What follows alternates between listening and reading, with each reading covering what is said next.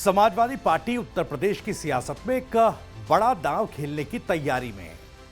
Samajwadi party का focus दलित वोटों को अपनी ओर करने का है। इसके लिए आगामी विधानसभा चुनावों में बड़े पैमाने पर जनरल सीटों पर भी दलित बिरादरी से आने वाले नेता को अपना उम्मीदवार बना सकती है।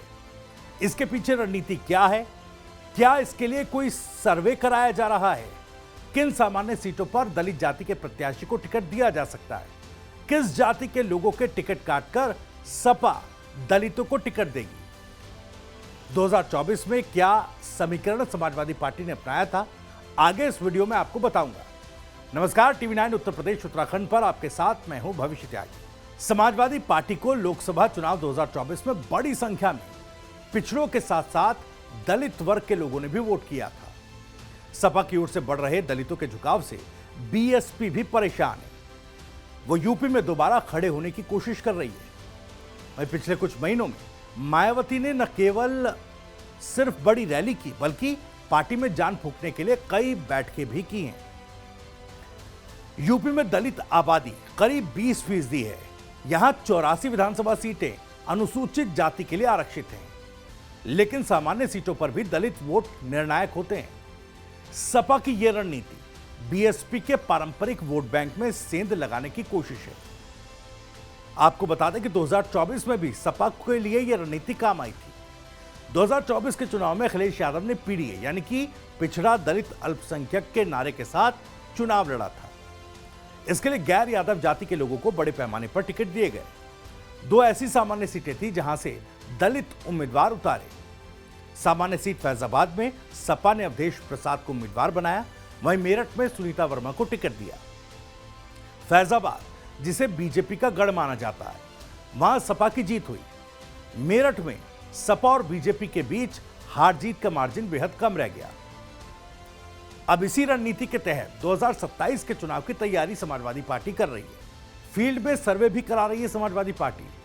दरअसल सपा ने प्रदेश की जनता का मूड भांपने के लिए अलग अलग सर्वे टीम मैदान में उतारी है, जो ये पता कर रही है कि किस क्षेत्र से कौन सा प्रत्याशी जो है वो मजबूत रहेगा।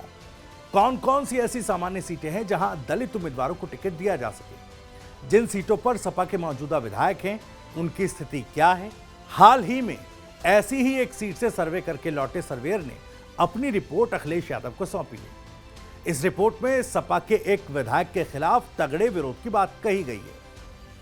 वहीं पश्चिमी यूपी की कुछ सीटों के नाम दिए गए हैं जहां पार्टी दलित उम्मीदवार को उतारने पर विचार कर सकती है।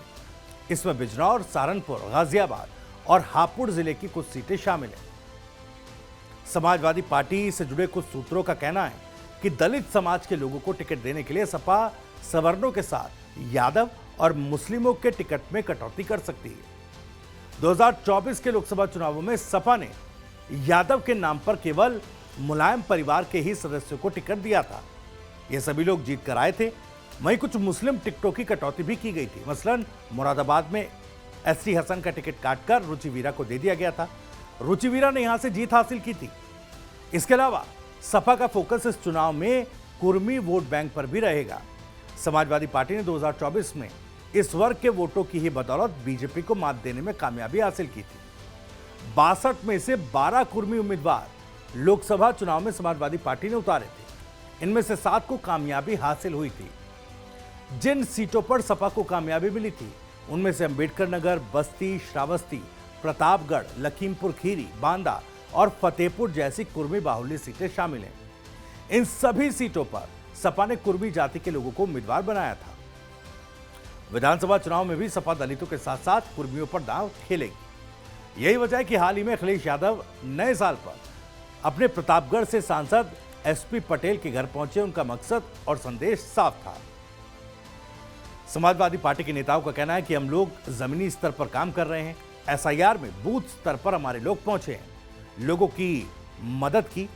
कुर्मी समाज 2024 में भी सपा के साथ था और अब भी पूरी ताकत से सपा के साथ है। लोग कह रहे हैं कि समाजवादी पार्टी ने हमारे समाज को सम्मान दिया।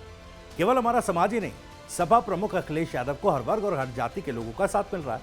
ये कुर्मी लोग के कुर्मी समाज के जो लोग हैं वो दावा कर रहे हैं। राजनीतिक विश्लेषकों का मानना है कि सपा की रणनीति 2024 की सफलता पर आधारित है। सामान्य सीटों पर दलित उम्मीदवार उतारना एक मजबूत संदेश है कि पार्टी सामाजिक न्याय के पक्षधर है। यादव दलित टकराव जो सपा की चुनौती रही है, उसे खत्म करने के लिए भी एक सकारात्मक कदम हो सकता है। जमीनी स्तर पर यादव प्रभाव वाले इलाकों में दलितों का समर्थन मिलेगा या नहीं, इसका अंदाजा चुनाव के समय प्रत्याशी का नाम सामने आने के बाद ही लग पाएगा। लेकिन फिलहाल तस्वीर ऐसी है कि समाजवादी पार्टी का ये बड़ा दाम हो सकता है, जो आगामी चुनाव के लिए रणनीति के तहत समाजवादी पार्टी तैयार कर रही है कि सामान्य सीटों पर भी दलितों को, पिछड़ों को टिकट जो है वो दिया जा सकता है।